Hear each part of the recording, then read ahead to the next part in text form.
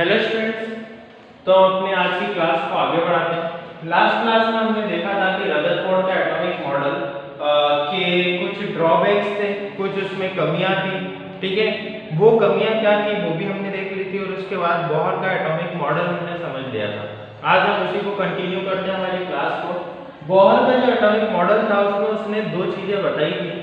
पहली चीज ये कि जो हमारा मान लिया कि हमारा एटम है, ये सेंटर पॉइंट है क्या, न्यूक्लियस। ठीक है, अब हम आते हैं उसके पॉइंट्स पर। इलेक्ट्रॉन केवल कुछ निश्चित कक्षाओं में ही चक्कर लगा सकते हैं जिन्हें इलेक्ट्रॉन की विविक्त कक्षा कहा जाता है। इसका मतलब क्या है कि यहाँ पर कुछ कक्षाएं बनी हुई है। ठीक है, कुछ फिक्स्ड ऑर्बिट्स यहाँ पर हैं, कुछ कक्षाएं बनी हुई है। तो जो बोहर थे उन्होंने क्या बोला कि यहाँ पर जो कक्षाएं बनी हुई हैं उन्हीं में चक्कर लगाते हैं कौन, हमारे इलेक्ट्रॉन। इलेक्ट्रॉन्स कुछ निश्चित कक्षाओं में ही चक्कर लगाते हैं। सेकंड पॉइंट में उन्होंने बोला जब इलेक्ट्रॉन इन विविक्त कक्षाओं में चक्कर लगाते हैं तो उनकी ऊर्जा का विकिरण नहीं होता।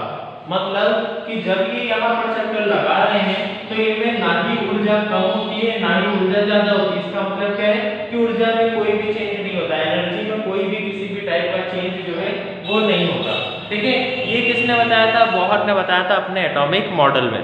अब हम बात करते हैं इसी एटॉमिक मॉडल की, कंपैरिजन करते हैं रदरफोर्ड के एटॉमिक मॉडल से। रदरफोर्ड ने क्या बताया था, देखो बोहर के एटॉमिक मॉडल और रदरफोर्ड के एटॉमिक मॉडल में काफी जो है वो क्या है, डिसिमिलरिटीज है, मतलब अंतर है। रदरफोर्ड ने बताया था कि यहाँ पर सेंटर पॉइंट एक न्यूक्लियस होता है और न्यूक्लियस के आसपास इलेक्ट्रॉन्स क्या करते हैं, एक सर्कुलर ऑर्बिट में चक्कर लगाते हैं। ठीक है, उन्होंने यहाँ पर ऐसा कुछ भी स्पष्ट नहीं किया था। अब देखो सिंपल सी बात है, अगर कोई चक्कर में सर्कल में क्या कर रहा है, घूम रहा है, तो वो धीरे धीरे क्या करेगा, सेंटर की तरफ जाता जाएगा। मतलब यहाँ पर एक स्पाइरल बनता जाएगा। ठीक है, कुछ इस तरीके से अगर उसकी एनर्जी धीरे धीरे क्या होगी, कम होगी, चेंज हो जाएगी किसी मैकेनिकल एनर्जी में, तो धीरे धीरे वो क्या होती जाएगी, उसकी एनर्जी कम होती जाएगी, उसका जो कक्ष है, कक्षा जो है उसकी वो छोटी होती जाएगी और वो धीरे धीरे किससे टकरा जाएगा, न्यूक्लियस से टकरा जाएगा, नाभिक से टकरा जाएगा। और अगर नाभिक से इलेक्ट्रॉन टकरा जाता है तो वहां पर क्या हो जाएगा, ब्लास्ट हो जाएगा। क्यों मैं ऐसा बोल रहा हूँ, क्योंकि जो नाभिक होता है, नाभिक में दो चीजें होती है, प्रोटॉन और न्यूट्रॉन। प्रोटॉन जबकि आप जानते हो वो प्लस चार्ज है, अगर इससे इलेक्ट्रॉन टकराएगा तो यहाँ पर बहुत बड़ा एक स्पार्क प्रोड्यूस होगा क्योंकि प्लस और माइनस आपस में टकरा रहा है। ठीक है, लेकिन जब बोहर आए तो उन्होंने बोला ऐसा कुछ भी नहीं होता है। वहां पर जो ऑर्बिट्स होती हैं, जो उनकी कक्षाएं होती हैं वो पहले से निश्चित होती हैं, कक्षाएं जो है वो फिक्स है। ठीक है, फिक्स है तो इसका मतलब क्या हुआ कि इलेक्ट्रॉन्स उन्हीं कक्षाओं में चक्कर लगाएंगे और किसी कक्षा की तरफ वो नहीं जाएंगे।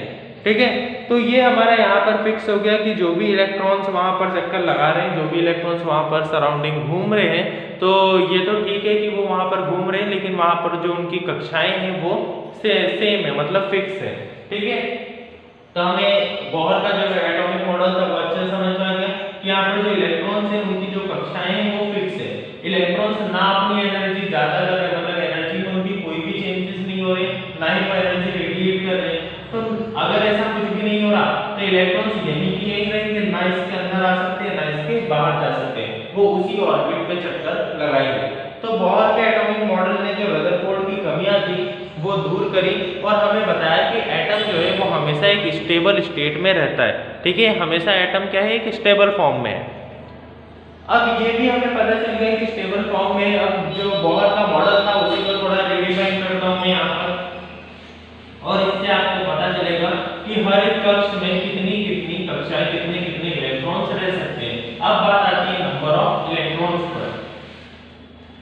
तो सबसे पहले मैं मानता हूं कि ये हमारा क्या है, एक एटम है और उसका सेंटर पॉइंट कुछ यहाँ है।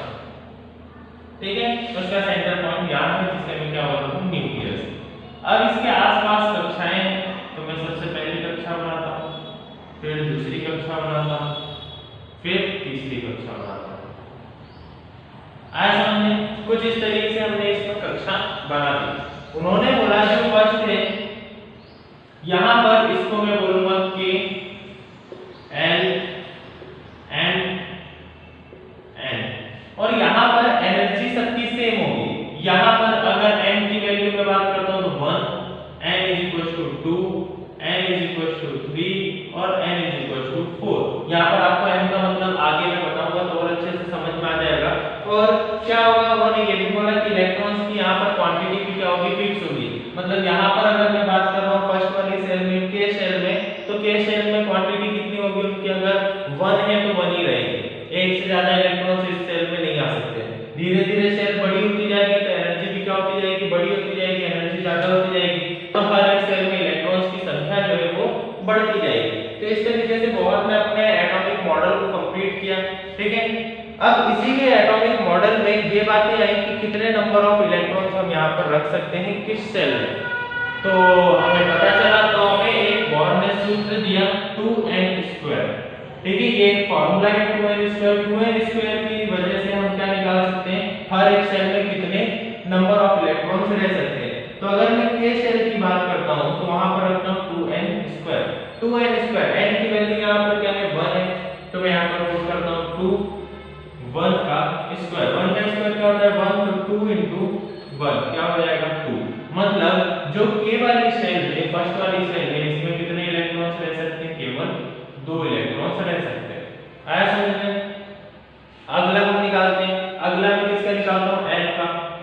n की अगर हम बात करते हैं तो n की वैल्यू क्या है वहां पर, 2, तो 2 × n का स्क्वायर। तो 2 × n क्या है, n की वैल्यू क्या है यहाँ पर रखी है 2, तो 2 का स्क्वायर। 2 × 2 का स्क्वायर क्या होता है, 4, तो यहाँ पर क्या होगा, 8। मतलब दूसरी वाली जो सेल है उसमें 8 इलेक्ट्रॉन्स रह सकते हैं, 1, 2, 3। आप कैसे भी इलेक्ट्रॉन्स बना सकते हो, मैंने यहाँ पर बस इस तरीके से बनाए हैं। आपको अगर लाइन से बनाना है तो आप लाइन से भी बना सकते हो। एटम्स की पोजीशन फिक्स नहीं है, वो सिर्फ और सिर्फ क्या फिक्स है, उनकी ऑर्बिट फिक्स है। तो 1, 2, 3, 4, 5, 6, 7, 8, 8 इलेक्ट्रॉन्स हो गए। अब थर्ड वाले सेल की हम निकाल लेते हैं। थर्ड वाले में उसने क्या बोला है, जो n सेल है उसमें कितने इलेक्ट्रॉन्स होने चाहिए, तो n, तो यहाँ पर n = 3 है, तो 2 × n का स्क्वायर। तो 2 × n क्या है, 3 का स्क्वायर। 2 × 3 का स्क्वायर 9, 9 × 18, तो यहाँ पर क्या होगा, 18। और इसी तरीके से हम आगे बढ़ते जाएंगे, तो हर एक सेल में जो नंबर ऑफ इलेक्ट्रॉन्स है वो भी क्या होंगे, बढ़ते जाएंगे। ठीक है, अब अगर मैं बात कर रहा हूँ के कोश की, तो उसमें 2 × 1 का स्क्वायर, फिर 2 × 2 का स्क्वायर, फिर 2 × 3 का स्क्वायर, इस तरीके से वहां पर क्या होंगे, नंबर ऑफ इलेक्ट्रॉन्स वहां पर बढ़ते जाएंगे। ठीक है, यहाँ पर कुछ पॉइंट्स लिखे हुए हैं। आज का आपका होमवर्क यही है कि आप ये सारे पॉइंट्स पढ़ना। ठीक है, 56 नंबर पे जो पॉइंट्स है वो एक बार मैं आपको बता रहा हूँ पढ़ के, और इनको घर पर जाकर के आपको अच्छे से पढ़ना है। संयोजकता वाले टॉपिक से और न्यूट्रॉन जो है वो मैं आपको कल समझाता हूँ। देखो, विभिन्न कक्षाओं में इलेक्ट्रॉन कैसे वितरित करते हैं, इसका सूत्र है, क्या है सूत्र, 2n²। ठीक है, फर्स्ट वाला नियम बोलता है कि इस नियम के अनुसार किसी कक्षा में उपस्थित अधिकतम इलेक्ट्रॉनों की संख्या को सूत्र 2n² से दर्शाया जाता है, जहां n कक्षा की संख्या या ऊर्जा स्तर है।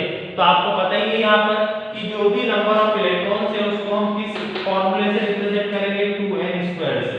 ठीक है, जहां पर n क्या है, वहां पर संख्या है या फिर ऊर्जा का स्तर है। तो मैंने आपको बताया था जैसे जैसे हम सेल में आगे बढ़ते जाएंगे, सेल बड़ी होती जाएगी, वैसे वैसे ऊर्जा का स्तर भी क्या होता जाएगा, वहां पर बड़ा होता जाएगा। ठीक है, आगे बढ़ते हैं इस पे। इसलिए इलेक्ट्रॉनों की संख्या, अधिकतम संख्या पहले कक्ष या के कोश में होगी 2 × 1 का स्क्वायर, जो हमने निकाली थी। के सेल में कितना आया था, 2 आया था। दूसरे कक्ष में L में आप देख रहे हो 2 × 2 का स्क्वायर, मतलब कितना हो जाएगा, 8 हो जाएगा। तीसरे कक्ष में देखते हैं तो 2 × 3 का स्क्वायर, मतलब कितना हो गया, 18 हो गया। अगर मैं लास्ट की बात करता हूँ, n की बात करता हूँ, तो n निकाल लेते हैं। n = 4, 2 × 4 का स्क्वायर, तो 4 4 जा 16 × 2 कितना हो जाएगा, 32।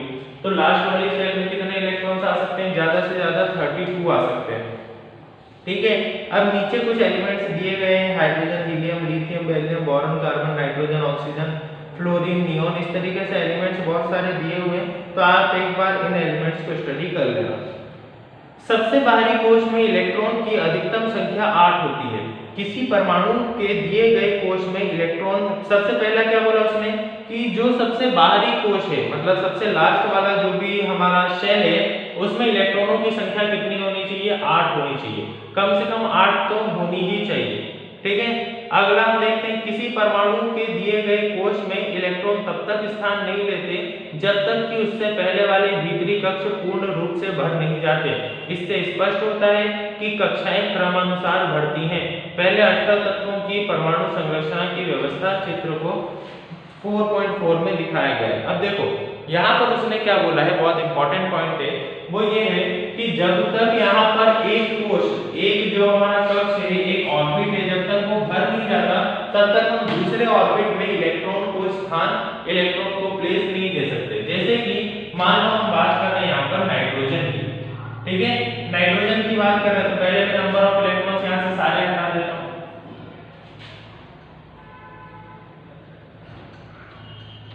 मैंने यहाँ से सारे इलेक्ट्रॉन्स को क्या कर दिया, हटा दिया। अब नाइट्रोजन की आप मुझे बात बताओ, नाइट्रोजन का एटॉमिक नंबर क्या होता है? 7, मतलब 7 नंबर ऑफ इलेक्ट्रॉन्स वहां पर इसको करते हैं। यहाँ पर सबसे पहला इलेक्ट्रॉन हमने कहाँ रखा? यहाँ पर। इस वाले शेल में कितने इलेक्ट्रॉन्स आ सकते हैं? 2 इलेक्ट्रॉन्स आ सकते हैं, हमने निकाला था। तो दूसरा भी मैंने कहाँ रखा? यहाँ पर। अब 2 से ज्यादा मैं इसमें रख सकता हूँ क्या? नहीं। तो यही उसने बोला है कि आप जब तक ये शेल कंप्लीट नहीं हो जाती तब तक आप दूसरी शेल में मत जाओ। जब तक ये कक्षा नहीं पूर्ण हो जाती तब तक आप दूसरी कक्षा में प्रवेश नहीं कर सकते। यहाँ पर 2 इलेक्ट्रॉन्स हमने रख दिए, बचे कितने? तो 7 - 2, 7 में से 2 चले गए, कितने बचे?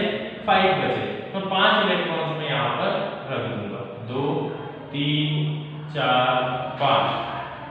अगर इससे ज्यादा इलेक्ट्रॉन्स होते तो आप पहले इसको भरते फिर दूसरी कक्षा में प्रवेश करते। तो ये कुछ रूल्स हैं जिसको आपको फॉलो करना पड़ेगा।